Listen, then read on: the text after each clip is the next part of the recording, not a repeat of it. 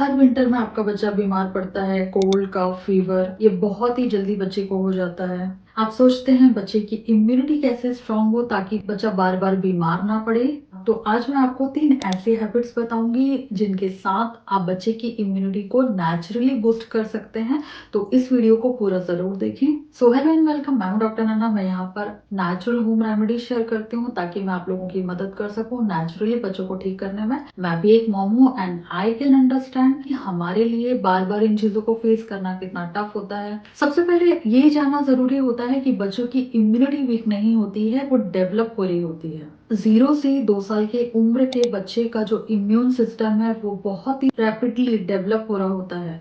But इस पूरे duration में कफ, कोल्ड, फीवर ये सारी चीज़ें भी फेस करना होता है। अब जो बच्चे फ्रीक्वेंटली बीमार पड़ रहे होते हैं उनकी लाइफस्टाइल में कुछ ना कुछ चीजें लैक होती हैं। वो चीजें क्या है चलिए जानते हैं। बेबी की इम्यूनिटी का जो 70% पार्ट है वो गट से होता है। अगर बच्चे का गट स्ट्रांग नहीं है, बच्चे का डाइजेशन स्ट्रांग नहीं है, बच्चे की जो इम्यूनिटी है वो ऑटोमेटिकली वीक हो जाती है। अजवाइन ऑयल या तो कोकोनट ऑयल का आप क्लॉकवाइज जो मसाज है वो एवरीडे करना है। इसे हम आई लव यू मसाज भी कहते हैं। इससे भी बच्चे का जो डाइजेशन है वो बहुत ज्यादा इम्प्रूव होता है। सेकंड चीज है ओवर फीडिंग अवॉइड करें। बच्चे को जितनी जरूरत है आपको मिल्क उतना ही देना है। अगर आप बच्चे को उसकी जरूरत से ज्यादा मिल्क देते हैं तो ओवर फीडिंग की वजह से भी इंडाइजेशन होता है, बच्चे का गट हेल्थ खराब होता है और इससे इम्यूनिटी वीक हो जाती है।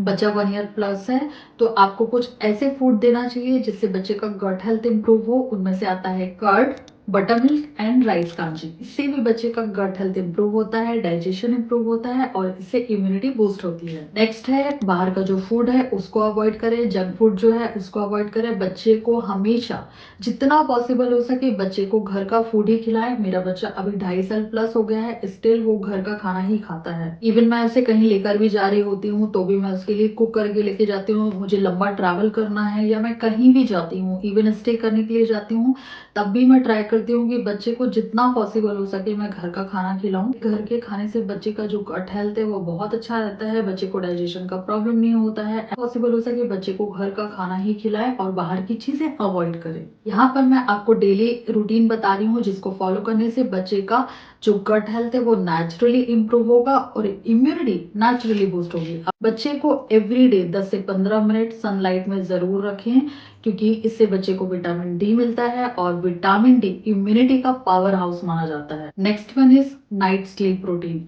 ये हर एक बच्चे के लिए बहुत ही ज्यादा इम्पॉर्टेंट है कि बच्चा टाइम टू टाइम सोए एंड टाइम टू टाइम उठे।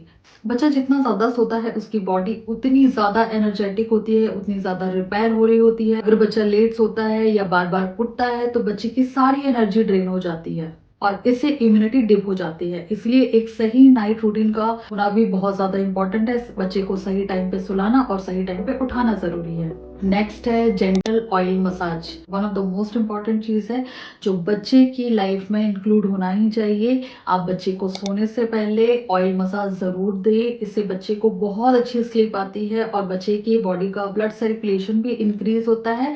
इससे भी बच्चे की इम्यूनिटी बूस्ट होती है। तो नेक्स्ट वन है बच्चे की नोज क्लीन सोते टाइम जरूर करें। बच्चे की नोज क्लीन अगर नहीं होती है तो रात में बच्चे का कफ कोल्ड बढ़ जाता है।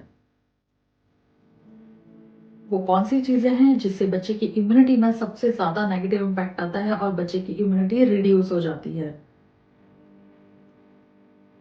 Over use of antibiotic. अगर बच्चे का कॉमन कफ एंड कोल्ड है तो अननेसेसरी एंटीबायोटिक यूज ना करें क्योंकि एंटीबायोटिक जो है वो गट को काफी ज्यादा स्लो कर देता है। रूम का जो टेम्परेचर है वो बहुत ज़्यादा कम ना रखें। अगर आपके साथ बच्चा छोटा है तो रूम को हल्का वार्म रखें क्योंकि कोल्ड एयर से बच्चे का जो म्यूकस है वो बढ़ता है और म्यूकस बार बार बढ़ने से बच्चे की इम्यूनिटी जो है वो स्लो हो जाती है। स्क्रीन टाइम से भी बच्चे की इम्यूनिटी वीक होती है क्योंकि स्क्रीन जो है वो बच्चे के स्लीप में इम्पैक्ट डालता है जिसकी वजह से अगर बच्चा प्रॉपर स्लीप नहीं लेता है तो इम्यूनिटी कभी भी बूस्ट नहीं होगी, इवन इम्यूनिटी स्लो हो जाएगी। And next one is sudden temperature change. इससे भी बच्चे को कोल्ड होने के चांस होते हैं। बच्चे को कोल्ड अगर होता है तो बच्चे की इम्यूनिटी स्लो हो जाती है।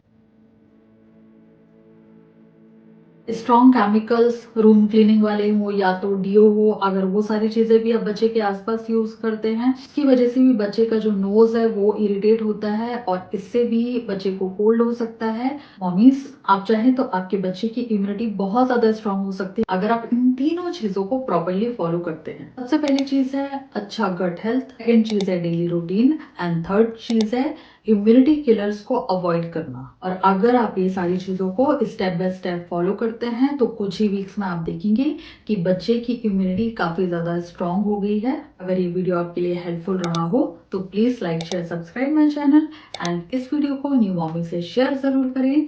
अपना ध्यान रखें, अपने बच्चे का ध्यान रखें। Thanks for watching.